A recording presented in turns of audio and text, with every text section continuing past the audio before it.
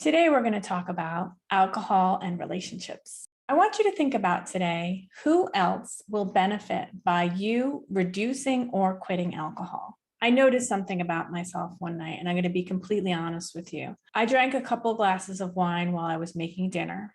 And while I was setting the dinner on the table and dealing with my children, I was able to somehow see myself from an outside perspective for a minute.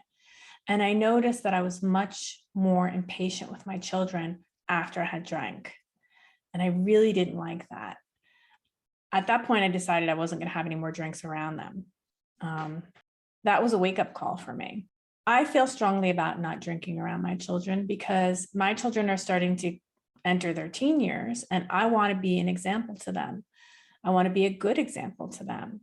They have enough messaging in the culture and soon among their friends that tries to get them to drink and use substances. So it's important for me as their parent to be the best role model that I can be and to teach them that we can have fun without using substances, that I don't need to have a glass of wine to be relaxed. I don't need to have a glass of wine to have fun. It's challenging though, because alcohol can be often a part of the fabric of a marriage or family life. And although it's associated with certain positive effects, excessive drinking and alcohol disorders can negatively affect the whole family and the development of the children. When we can significantly reduce or eliminate alcohol, we have an opportunity to develop more sincere connections in our relationships. If we go back into our childhood, most of us were shown that drinking was a way to bond with others. Yeah, sure, it's easy to connect over a bottle of wine or some cocktails, probably too easy. So naturally, you may be wondering how alcohol is going to affect your social life. The truth is that sobriety actually helps us to connect authentically. Okay, you may lose that surface level relationship that was based on drinking, but becoming more specific about who you're actually spending time with could actually be the best thing for your overall health. Sometimes people turn to alcohol because they have difficulty connecting with people. Your social circle may look different when you quit drinking. It may not, but the exchange is actually worth it. Here's one of the great parts about quitting alcohol: walking through every day with clarity. When you quit alcohol, you don't have to beat yourself up about those drinks that you had last night. That gives you space. Waking up and knowing that you didn't drink last night and having a full evening worth of memories is just one way that life gets clearer when you're sober. Some people say that sobriety is like putting on a new pair of glasses because things finally start to become clear. Life comes into focus. It's actually hard to know, but you don't really realize how clouded your perception and your worldview can get until you step out of the booze haze. Some people call clarity a high because removing alcohol enhances your world around you in almost every way. Even simple pleasures like a sunrise or crickets in the evening can seem to shimmer. The details that often go unnoticed in our life when alcohol is there come into focus and we can appreciate them. Over time, alcohol actually reduces the serotonin in your brain. When we remove alcohol, it gives your body the chance to increase the serotonin, so you actually feel happier over time. Reducing or quitting alcohol is a starting place for improving your mental health and for healing your past. Improving your mental health doesn't always happen immediately, though. For some people, removing alcohol leads to an immediate positive change in mental health. For others, removing alcohol may actually reveal deeper issues, which can take more time to heal. It's kind of the chicken or the egg. Oftentimes, when people do the work to improve their mental health and resolve their triggers, it helps them with their sobriety. So they work hand in hand. So if somebody asks you if you want to have a drink, I want you to first of all know that you don't owe anyone a reason. You've made this choice and you don't need to explain it to anybody.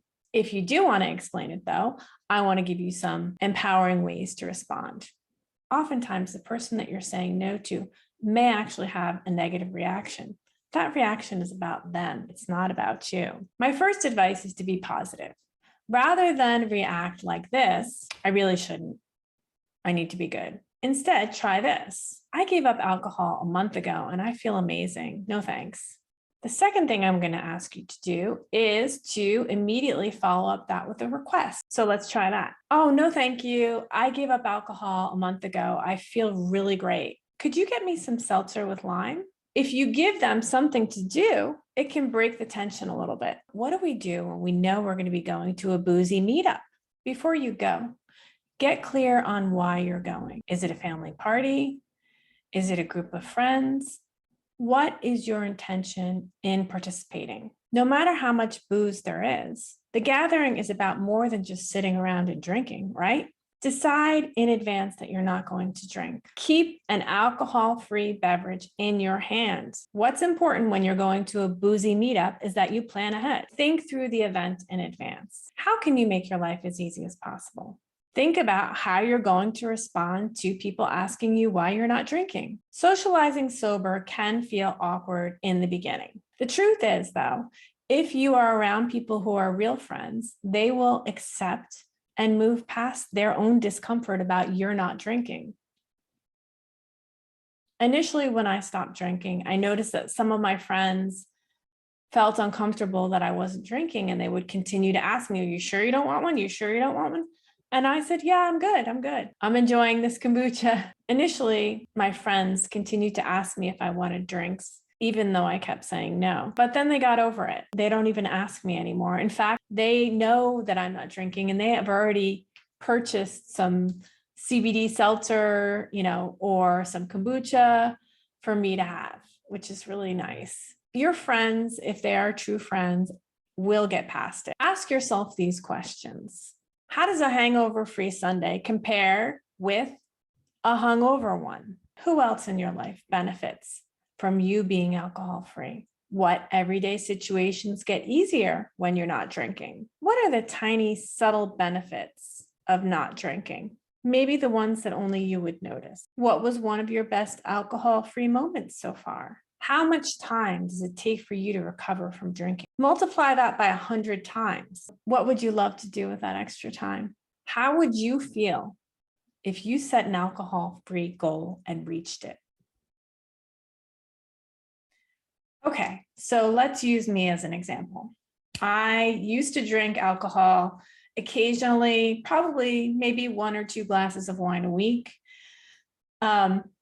I didn't really think that it was affecting me until I actually went off the alcohol altogether. And then I saw some pretty big changes in my perimenopause symptoms, in my body composition, and in my mood.